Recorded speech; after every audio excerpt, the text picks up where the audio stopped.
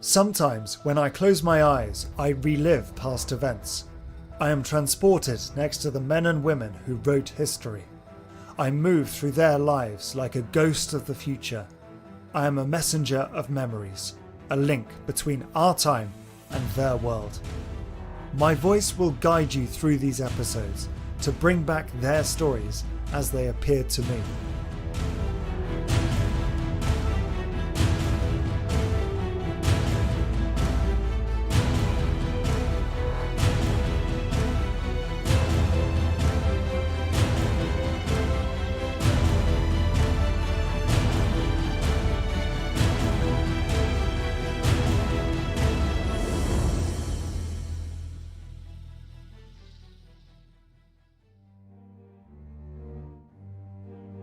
I smell straw that reminds me of my grandparents' farm. A wooden board creaks. I can hear busy men nearby. My eyes open. I am on a loft above a barn. 3 young Luxembourgers in their 20s are hurrying to tidy up the place. They erase all traces of their stay. The straw of their makeshift bed is piled up in a corner by one of them. The 2 others close their small leather suitcases filled with some clothes. Before leaving their little shelter, Victor, Josie and Marcel take a last look at it. Their hearts are heavy, but they must leave. I walk before them and go down first. Josie is the last to return to the ground. He takes care to remove the ladder and hides it behind some hay bales. Our little group leaves the barn to reach the farm's main building. Outside, the night has already fallen. The curtains are drawn, but faint rays of light shine through a small courtyard. We enter it. Inside, around a large wooden table, other people are already present. My companions join them.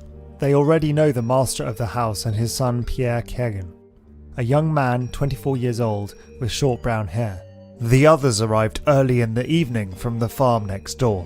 For several months, they have lived a few meters apart, but have never been able to meet.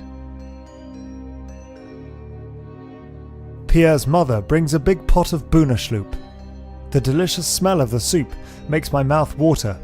Everyone helps themselves to large bowls. We have a knot in our stomachs at the thought of the night ahead of us, but we'll need all the strength we can muster.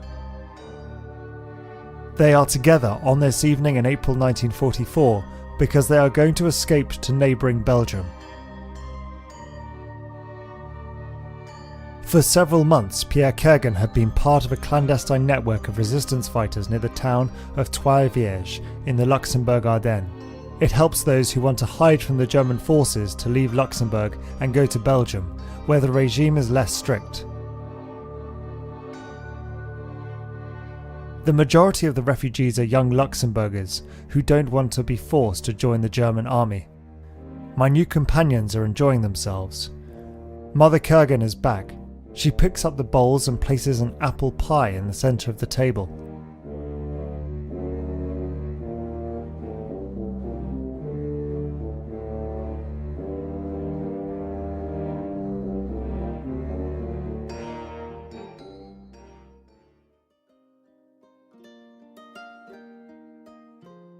The atmosphere feels a bit more relaxed.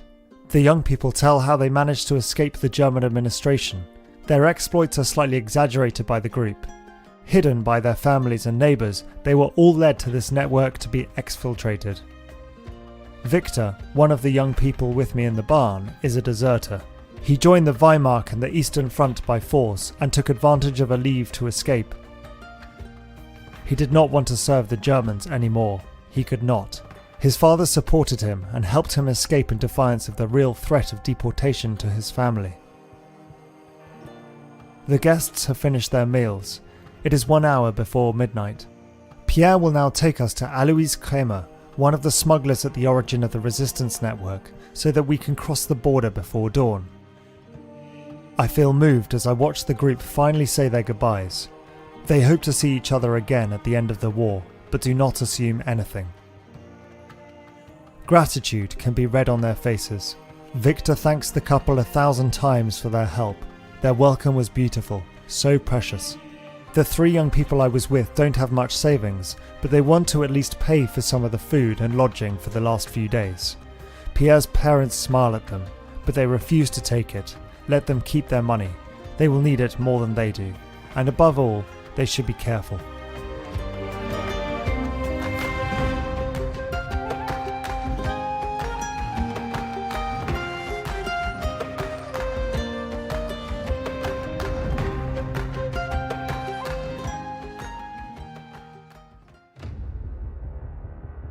I shiver. The night is cool without being too cold. The stars are visible. This is a good sign. It should not rain. The young troop sets out on its way. Other rebellious people and 2 young American soldiers join us on the road. They had taken refuge in farms in the surrounding hamlets, such as that of the widow of Diederich Conneur. The 2 Americans had been parachuted in a few days earlier, and they next have to cross the border to help the Belgian resistance and to prepare for the future Allied offensive. Nevertheless, their presence reinforces our confidence. After a few kilometers on a deserted dirt road, Pierre takes us along a railway track to the edge of a wood. As we walk along with it, suddenly Pierre stops us.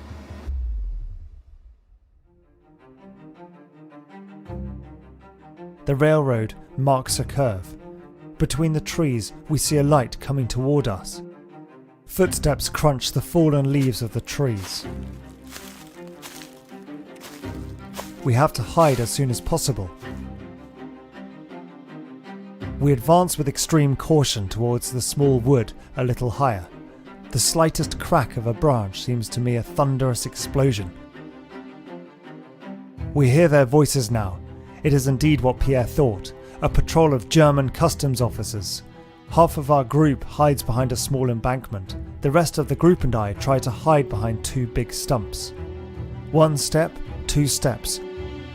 We are almost there. The Germans, too, are just below us.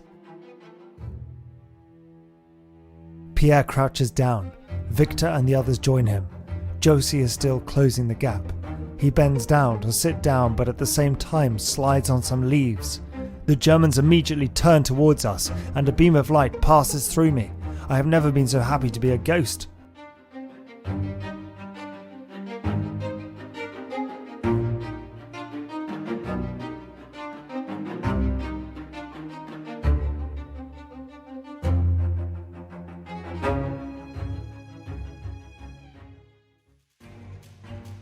The group clusters around the stump. I sit with them.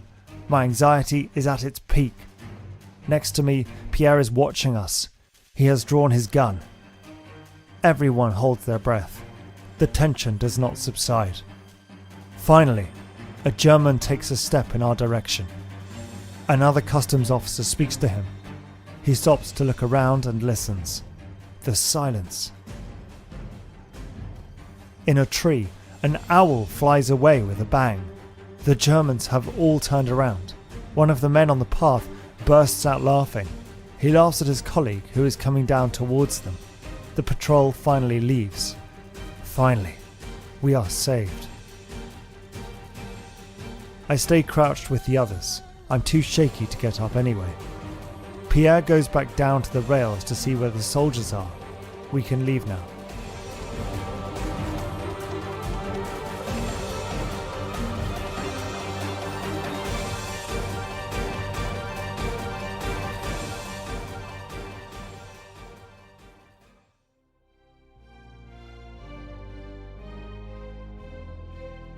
We bypass Trois Vierges and join Alois Kramer and his brother Eugene. Pierre has praised their excellent know-how during the meal. I expected to meet seasoned men, and I discovered 2 people even younger than the rest of the group. Alois is 21 years old. Eugene is not even 18. His birthday is in less than 2 months. Their faces contrast with our anxious ones. The 2 young ferrymen look calm and serene. They reassure us despite their age. Pierre leaves us in good hands.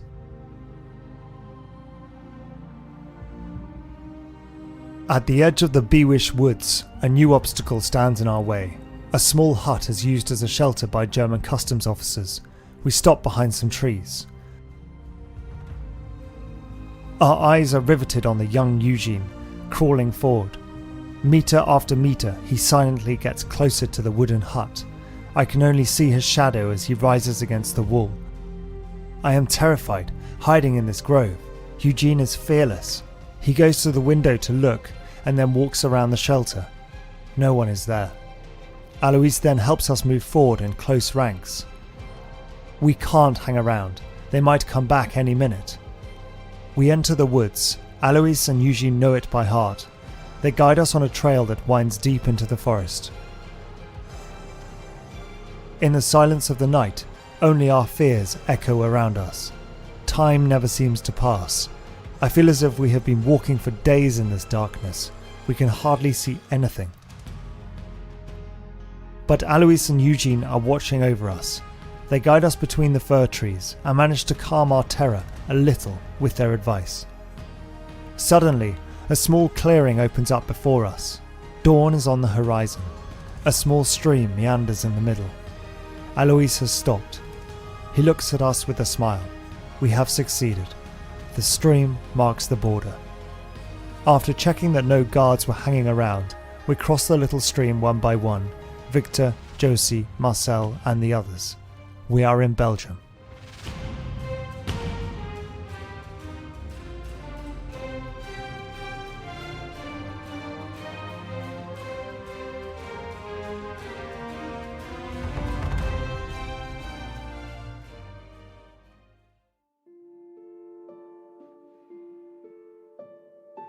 Exhausted, we finish our journey in silence. In an isolated red house near the village of Limalet, a man is waiting for us. It is a Belgian filiarist. He will allow the group to rest and refuel before guiding them for the rest of their journey. Alois and Eugene will cross the border again in the other direction. For the rest of the group, the journey is just beginning. From Limalet, they will reach Boissy, where a Belgian police officer will give them false papers. Then on to Bastogne. From there they will take a streetcar to Malois before splitting up into new hiding places. A few months after our escape, Eugene Kramer wants to escape from the forced enlistment. Unfortunately, while helping him, Alois fell into the hands of the Germans. On the 19th of January 1945, 4 days before his 22nd birthday, he was shot for his activities. For my part, my road stops here. I return to my room and leave these dangerous escape routes and heroic smugglers behind.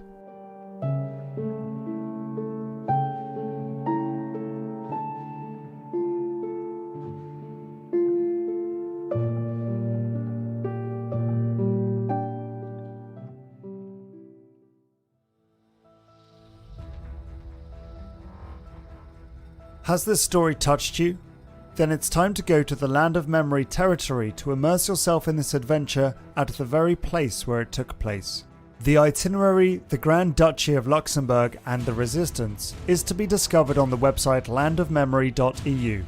To visit in particular the Path of the Passers-by, the National Museum of Military History and the National Monument of the Strike.